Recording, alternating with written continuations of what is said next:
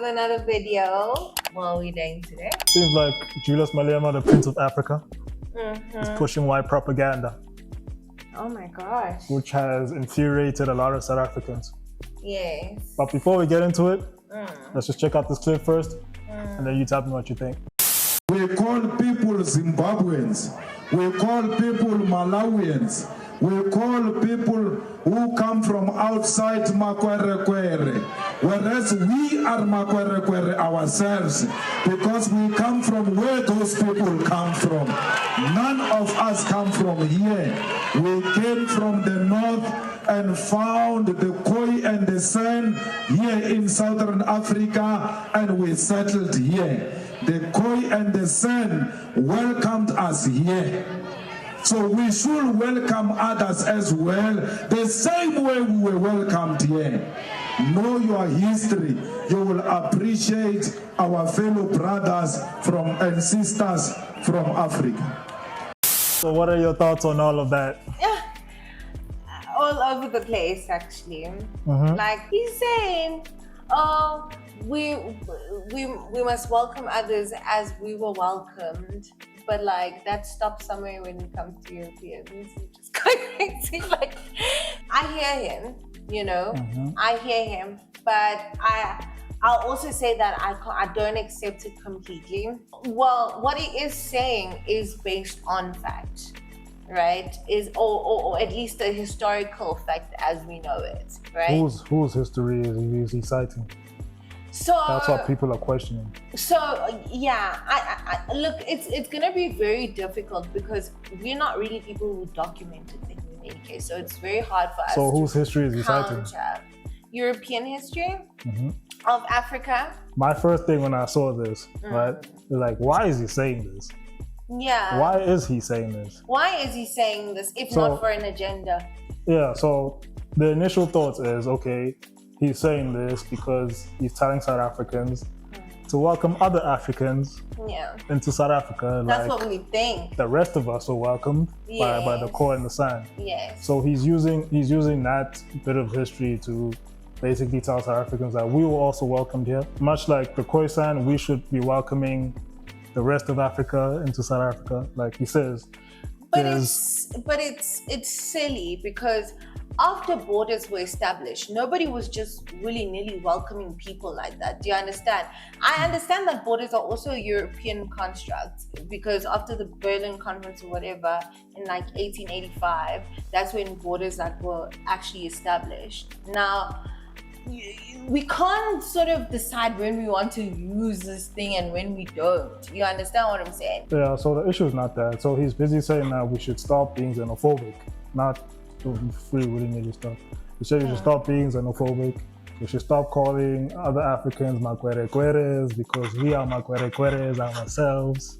If you take it back before South Africa was even formed, before Jan van Riebeeck came here. You take it back to that, we are also Makwerekweres. We came from somewhere, we settled here in South Africa, and that's what it is. So his argument is, because of we come from the north all the way down to the south, we were welcomed by the Khoisan, and then we became South Africans based on, you know, how history went and stuff like that. Now that has happened, he feels like we are hypocrites for being xenophobic to other Africans instead of trying to welcome them like we were welcomed. So I have 2 points to that, right? Yeah. It's not hypocritical because South Africa is very welcoming. Yes. South Africa is not a country where we don't want any foreigners, we don't want any immigrants. We just have a problem with the immigrants that come in here illegally and do funny things. I don't know how many times we need to I don't know how many times. I don't even know how many times we've actually said it in a video as well. It's like they think that we just hate all Africans just because. Like for the sake, like, is there something wrong? So that's the issue. It's the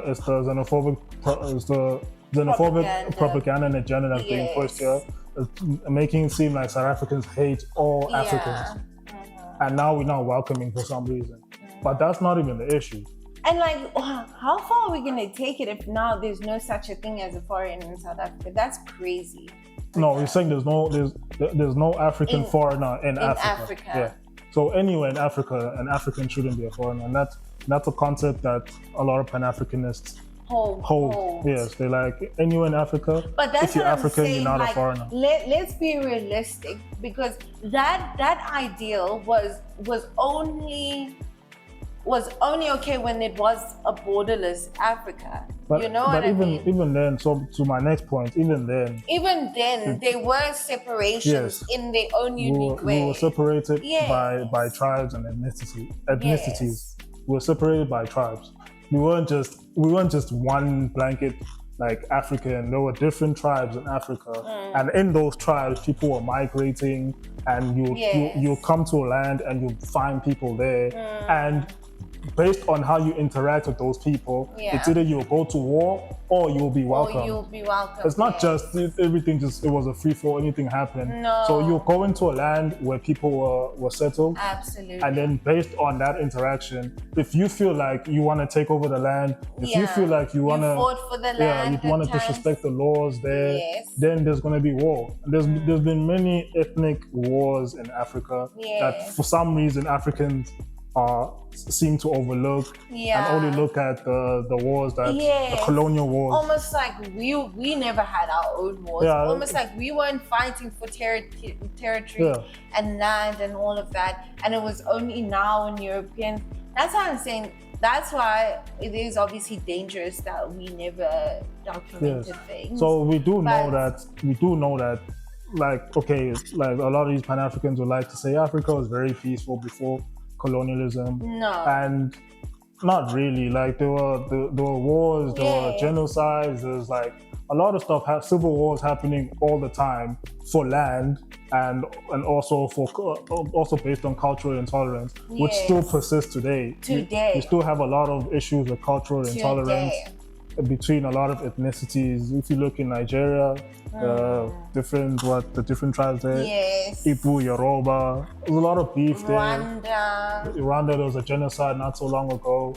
So these things be happening, but you'll overlook it and only focus on the colonial wars because you just want to make the Europeans the enemy. But also I don't blame them, because that's the only actual, codified reference, or like reference where we can actually see it written. So do you understand why people's minds kind of think like that?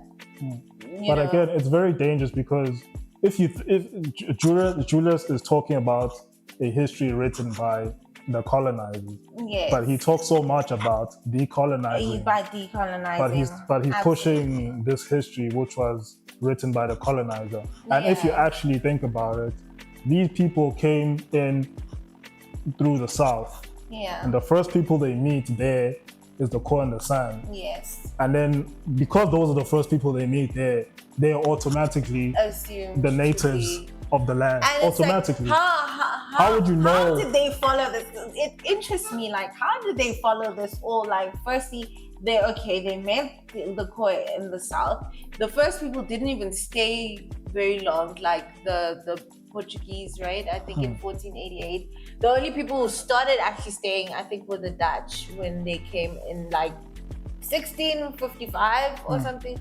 1655, around there, or 1665. But like much later on, you understand?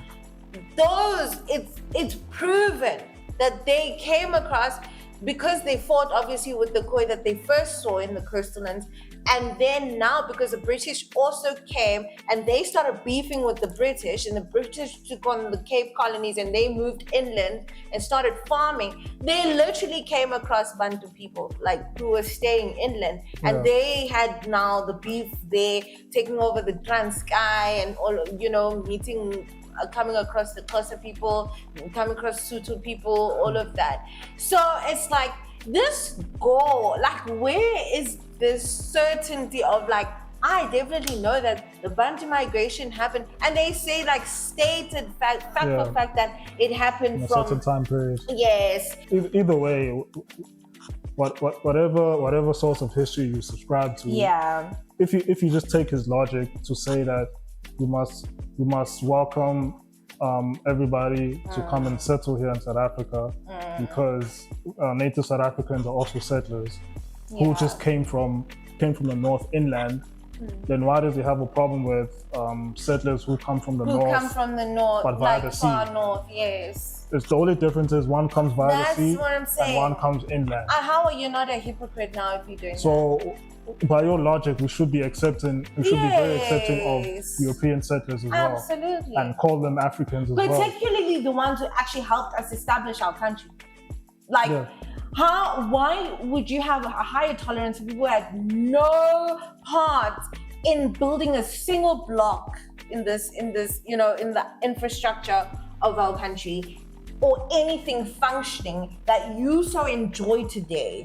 So if you're willing to accept that native South Africans are settlers from the north, then accept that again, Dutch settlers. Yes, European South Africans are settlers from the north as well. And are Accept equally that. South African. And they're equally South African. So if you, by your premise, then why must we have expropriation? So do you see of that land your without whole compensation? movement is like null and void, and like really it's just, as you unpack it, there is no basis, there's no strong So why basis. must we have expropriation of land without Why? compensation if you go on by your whole premise? So you see, that's why a lot of DA supporters have come out and supported your statement. Yes. Helen Zille came out and commented and said, yes, that's true. That's true. That's true. What you're saying is true. We love it. Yes. Actually. So they love what you're go saying. deeper, Papa. So you understand, like it's like, but yeah, it's I don't think he thought this one through. He didn't. But of course not. his intentions was to say that South Africans must be as welcoming to other Africans as the Khoisan were as welcoming to the Bantu people who migrated. Yeah, because whether you believe that history to be true or not, you can comment down below. Let us know what you think. Let us know. But Julius fumbled this one, and He fumbled. the more he talks, the more you can see why this organization is falling apart. At this point, the EFF is very compromised. Yeah. So, who would have thought Julius pushing white propaganda? Who would have thought?